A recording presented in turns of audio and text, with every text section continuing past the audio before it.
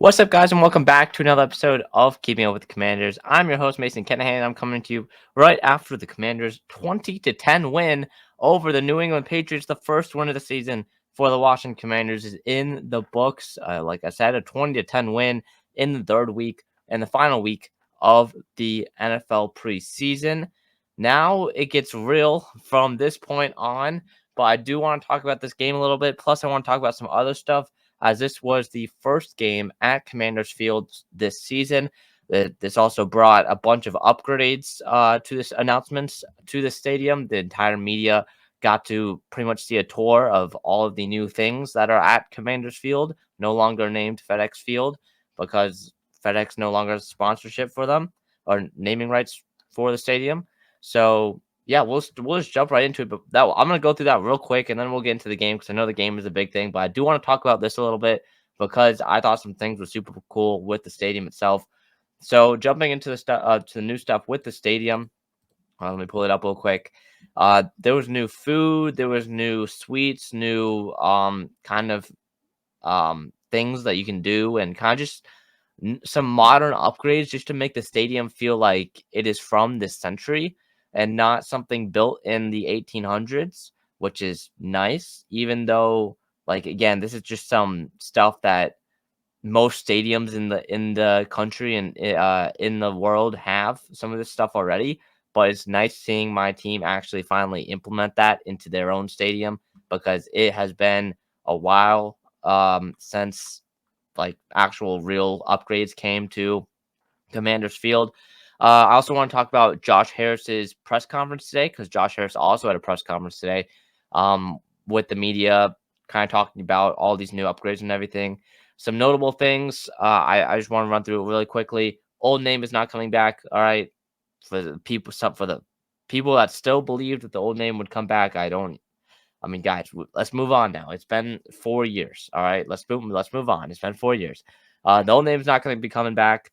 Stadium, their plan is for 2030, 2031, somewhere around there is when they're planning on kind of opening up a new stadium. But Josh Harris said it's out of their control, of course, because they're looking at potentially the RFK site, and that would need government approval from the government in DC, and they're not voting on that until, I believe, after the election in November.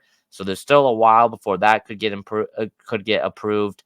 I think those were kind of the main things. He talked about the new stuff and the new upgrades in the stadium. One of them being some new food.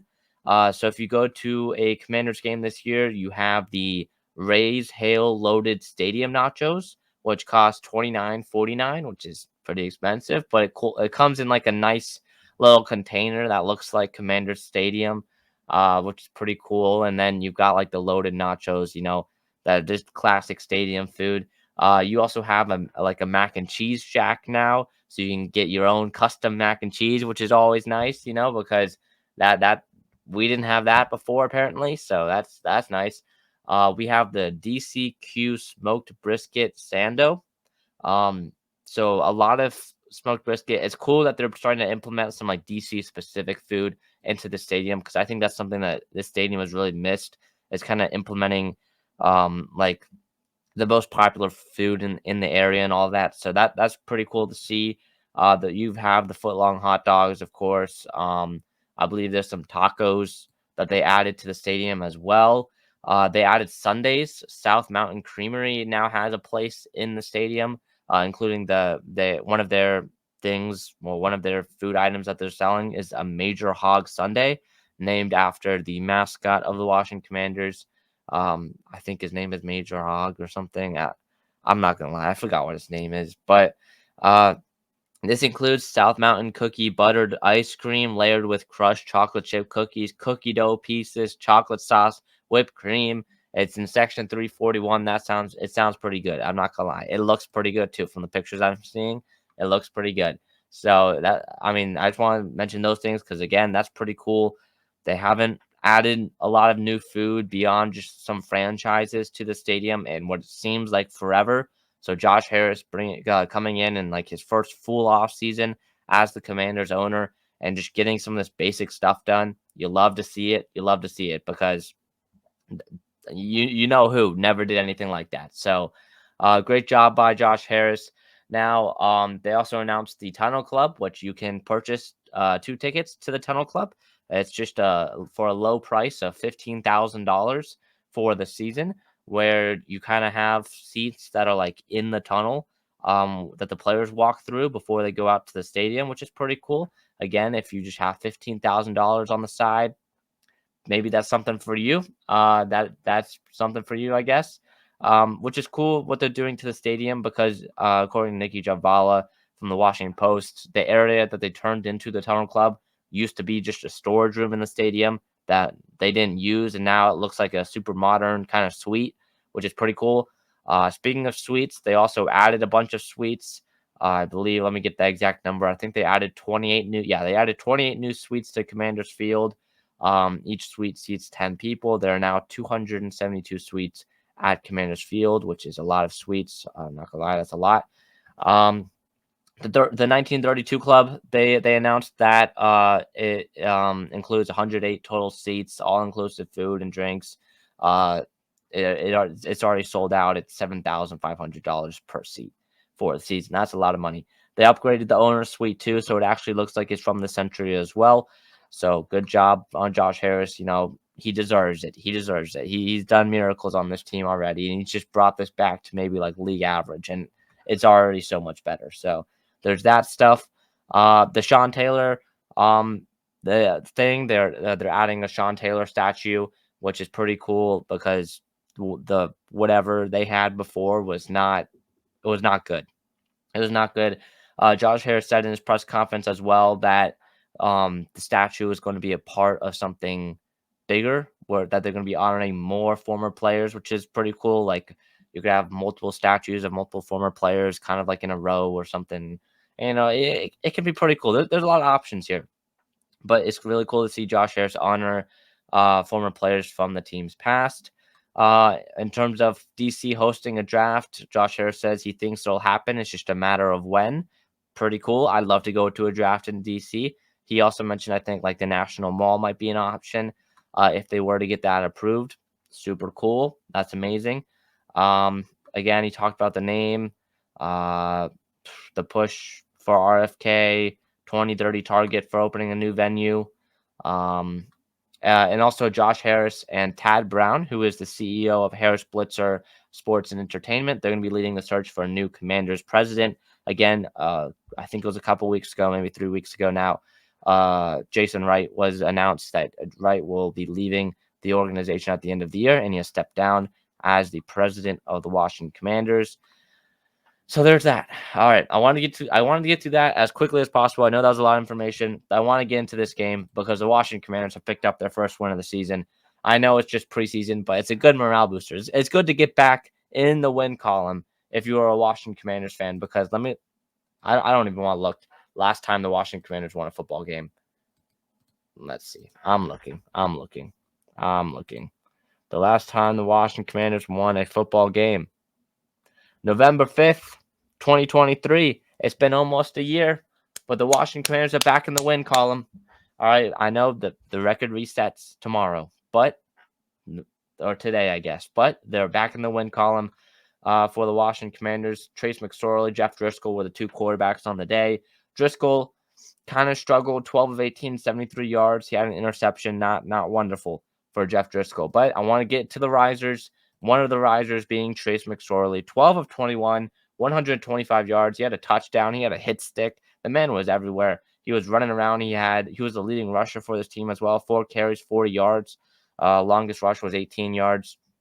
Big time game from Trace McSorley. Still, I don't think it'll be enough just with how this quarterback room is kind of already been decided.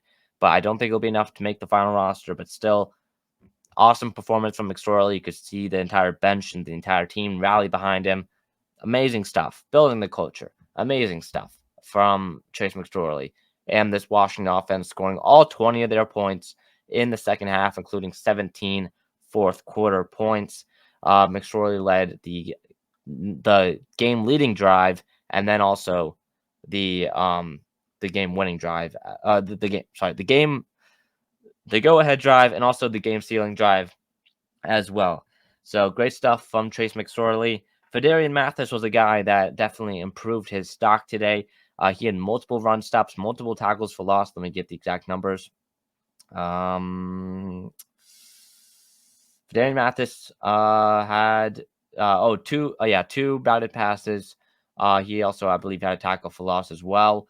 John Ridgway, 3 tackles, 2 tackles for loss, and a pass defense. So it's not like Ridgway had a bad game either. That battle for the last defensive tackle spot, maybe they keep both of them. But again, they both play a similar role. They both had good games today. We'll have to wait and see how that one turns out. KJ Henry had a great one as well. The former 5th-round pick back in 2023. One of the best, I guess you could say, picks from the Ron Rivera era. Again, the bar is not high, but the 5th-round pick in 2023, in 2023, was pretty good today. He had a tackle for loss, he had a sack. Good stuff from KJ Henry. I think, those are kind of the two guys on the defensive side of the ball. Javonte Jean-Baptiste, 6 tackles, led the team with 6 tackles, also with a tackle for loss today. Some other guys that led the defense in tackles: Chappelle Russell had 4, Dom Hampton had 4, Igbenogany had 3, so did Michael Walker, Ridgway, Pierre, Whiteside, Jones, and Brooks all had 3 tackles as well. So the guys were tackling today.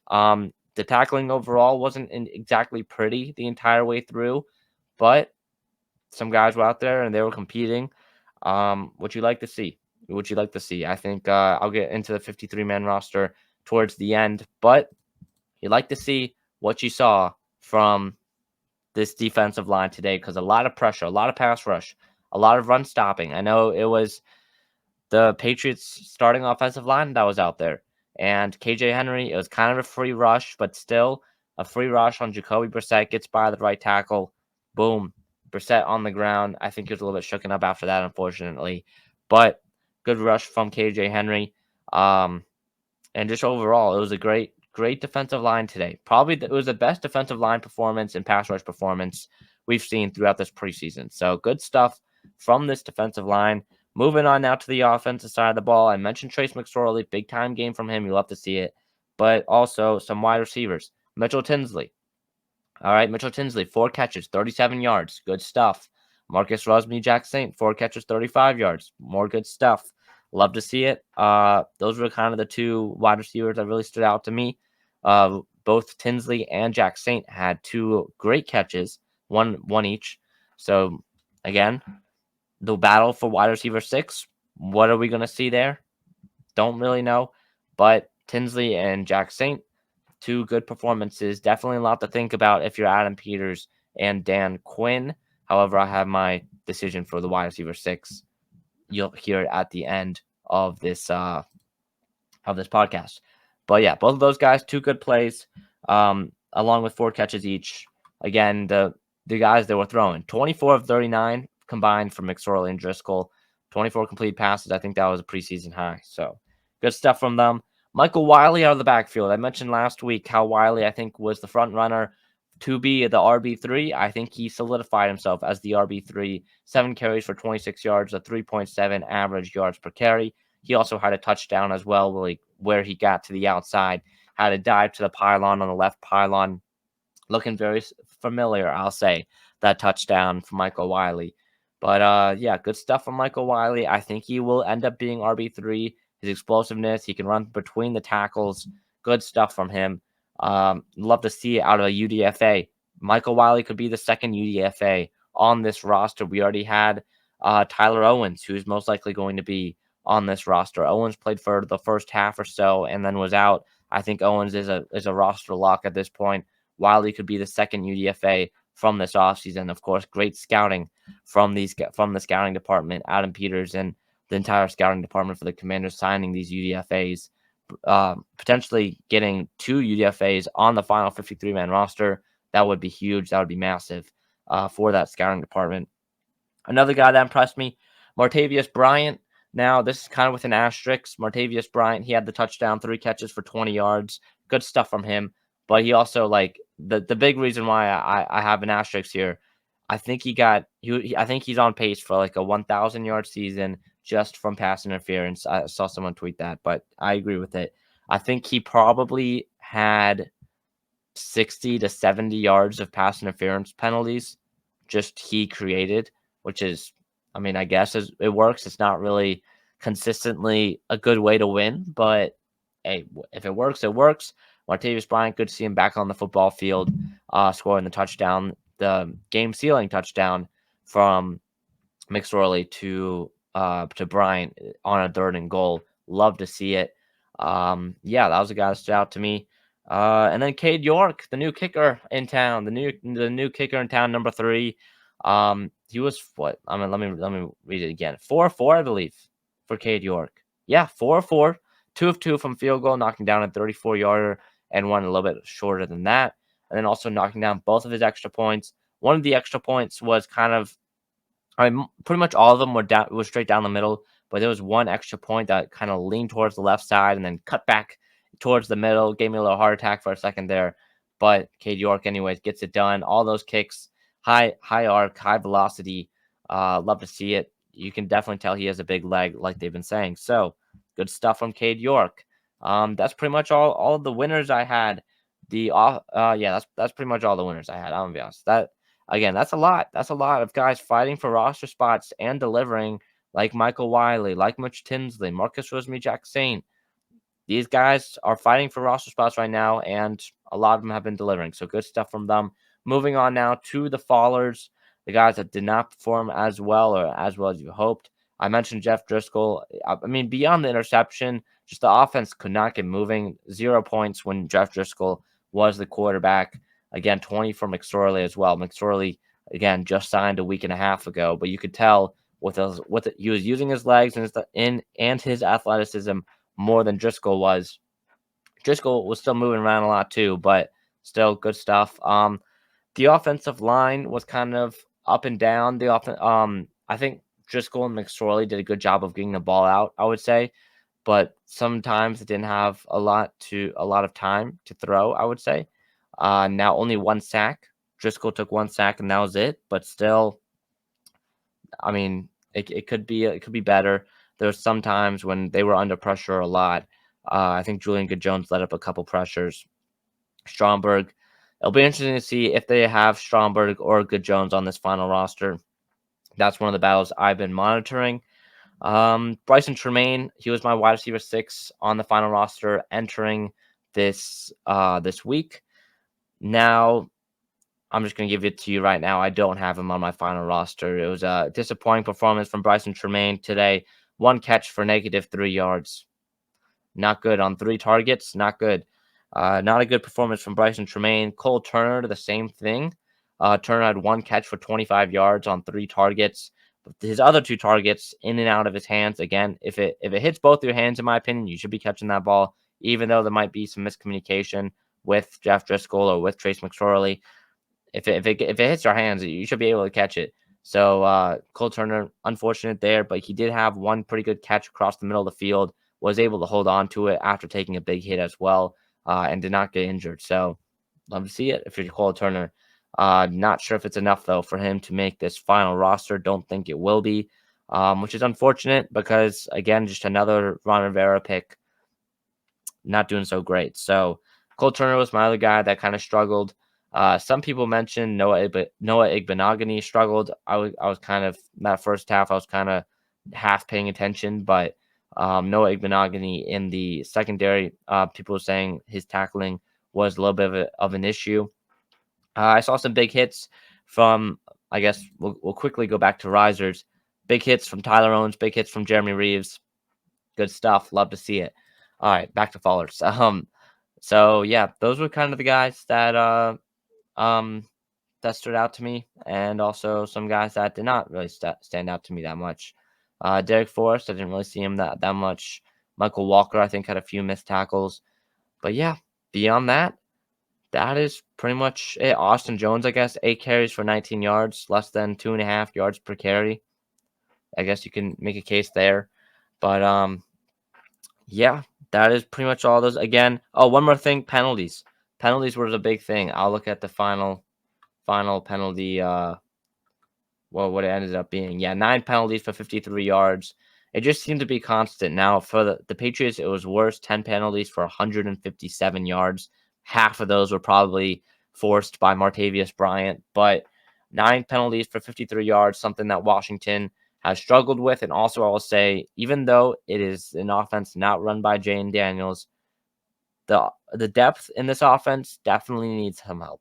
The depth is not good. We have struggled to create touchdown scoring drives all preseason long. We created 2 touchdown scoring drives this time, but also that was with 2 big defensive pass interference penalties that were forced by Martavius Bryant. So if you take the DPIs out of it, this offense still was not really moving the ball that much, which is unfortunate. But we'll have to wait and see with Cliff how things go, if how much he's shown so far in the preseason. We'll just have to wait to see how things go with Cliff Kingsbury's offense in the regular season. Moving on now.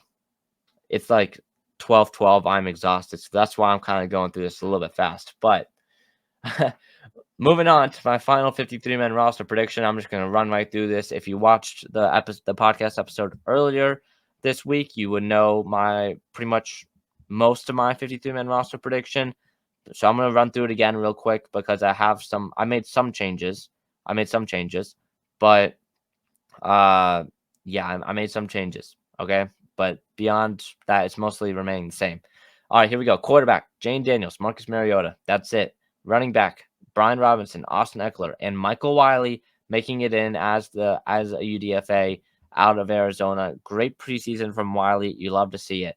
Tight end: Zach Ertz, John Bates, Ben Sinnott. This is my big one. People saying, "Oh, why Mason? Why do you have him on his roster? He hasn't really done anything this preseason." I have Colson Yankoff on my final roster here. I think he definitely brings some stuff in the kickoff return game in terms of being a bigger guy. And I mean, he made a couple tackles, I believe, in special teams today or tonight. So I have Colson Yankoff on my final roster. In terms of wide receivers, 6 wide receivers: Terry McLaurin, Alameda Zaccheaus, De'Ami Brown, Luke McCaffrey, Jamison Crowder, and Kaz Allen.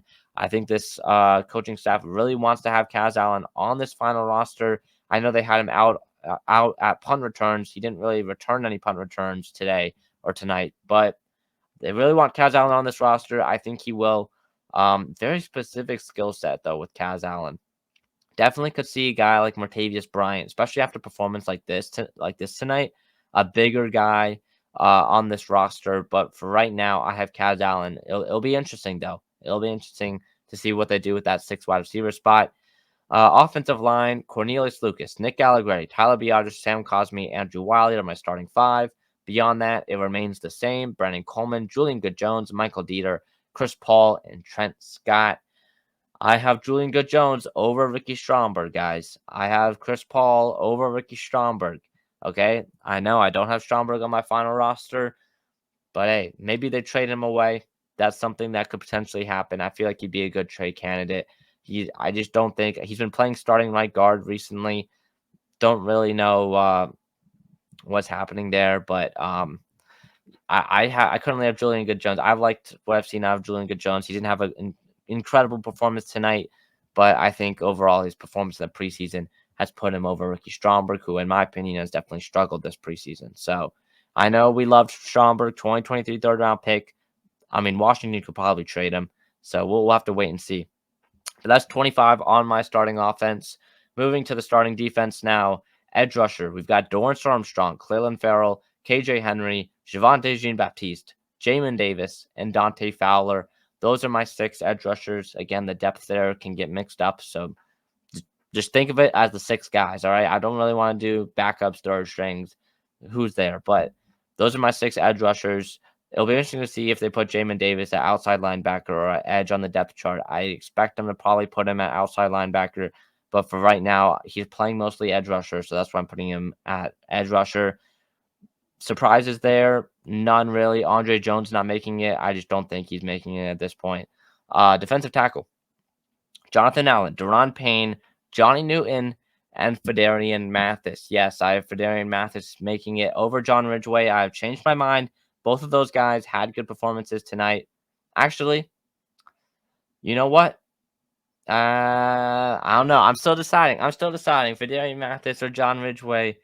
I mean, I've had Ridgeway all preseason long, Do I stick with it, or after a good performance? They both had good performances tonight, Mathis and Ridgeway.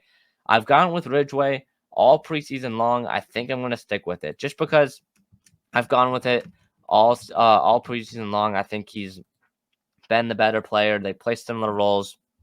One good performance, one flashy performance from Phidarian Mathis isn't going to do it for me. I think Ridgeway had a good enough game as well for him to stay on this roster. So I have Ridgeway over Mathis. Both of them played deep into the fourth quarter, or at least into the fourth quarter. So I'm going to have Ridgeway over Mathis still, even after a good performance tonight. All right. Um, Also, I mean, at defensive tackle, I don't have Taylor Stallworth making it. I don't have some of the other guys making it. Moving on, outside linebacker, Frankie Louvu, Anthony Pittman, and I have Dom Hampton at linebacker. I know Hampton was drafted as a safety. He's been playing more linebacker. I think he's going to make this roster. I thought about keeping both John Ridgeway and Phidarian Mathis on this roster as a defensive tackle. But again, they play similar roles, and I'd rather have. Do I want both Ridgeway and Mathis? Or do I want Ridgeway and then Dom Hampton as well? I think especially with the connection now that Adam Peters and Dan Quinn have with Dom Hampton. Dom Hampton's a guy that they drafted a couple months, or I guess 3-4 months ago in the 5th round. I mean, they're more stuck with Dom Hampton than a former 2nd-round pick that Ron Rivera drafted in Phidarian Mathis. So that's why I have Hampton on this roster. He did play deep into the fourth quarter as well, which is pretty interesting to note. Out middle linebacker, I have Bobby Wagner, just him right now. I have Jordan McGee currently on injured reserve. I think McGee will get placed on injured reserve. It's been unfortunate so far, but yeah, it's unfortunate. But I think McGee will ultimately get placed on injured reserve, which also opens up the window for Dom Hampton to make this team as a linebacker because that kind of puts him a little bit thin there at that position. Moving on, the cornerback, Emmanuel Forbes, Benjamin St. Juste, Mike Sanders still, Michael Davis, Noah Ibenogany, and Tariq Castro-Fields are my 6. Yes, that's right. I have 6 on this roster.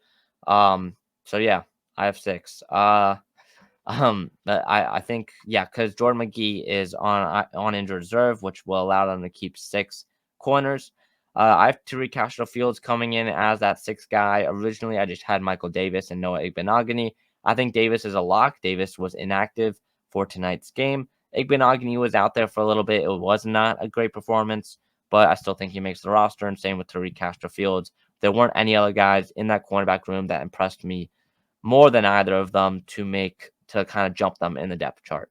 And then at safety, Quan Martin, Jeremy Chin, Tyler Owens, Percy Butler, and Jeremy Reeves.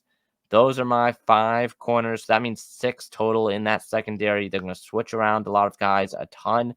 Quan Martin and Jeremy Chin are the starters. Tyler Owens is that second UDFA I mentioned. I think he locked up a spot after last week's game. It was very impressive from Tyler Owens. Percy Butler has had a great performance. Plus, he was inactive for tonight's game, which usually means in the kind of scenario that Percy Butler's in, I think Percy Butler makes this roster.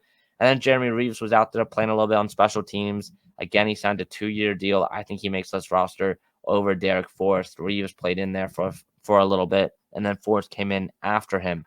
Good to note right there. And then my 3 other guys. Oh, sorry. That's 25 on the defense as well. And then my 3 other guys, Trust Way, a punter. Cade York had a great game at kicker. So I think he's going to be our kicker for this season. He went 4 for 4, like I said. And that long snapper, Tyler Ott. All right, I just speed ran the 53. Hey, I'm going 53 of 53. That's all I'm going to say.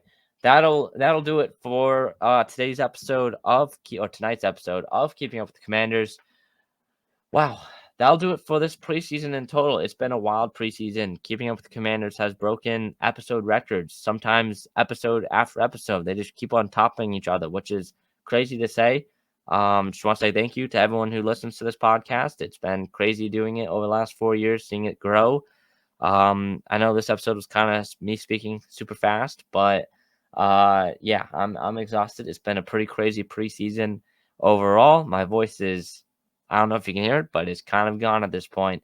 But yeah, through training camp, through the preseason, and now with the final 53 prediction here, I just want to say thank you to all the listeners that have listened over this past month and a half. It's been the best month and a half in Keeping Up with the Commanders history. So round of applause there. Wouldn't be there without all these listeners. So I thank you for that. Also, I'm kind of also saying this because it's kind of an end of an era here in this room, because I will be moving out of this room. I'm going to be moving into college. I am a freshman next year, so I'll be moving in probably in the next like 48 hours. So I really don't know when the next podcast episode is going to be happening. I'm hoping I can get it done on Sunday to then come out Monday morning, and we're back on a regular schedule with potentially having Friday preview pods as well for the upcoming game. So be on the lookout for that. That'll be coming out on Monday next week, most likely, but I can't promise it. If you want to keep up with me, though, I'm going to be tweeting for sure, though, on my Twitter, where I'm going to be giving updates for the podcast and all of that. So that'll do it for this room, my bedroom, for keeping up with the Commanders, at least for the next 4 or so months until winter break. So that'll do it for this week's episode of Keeping with the Commanders. See you guys next one. Peace.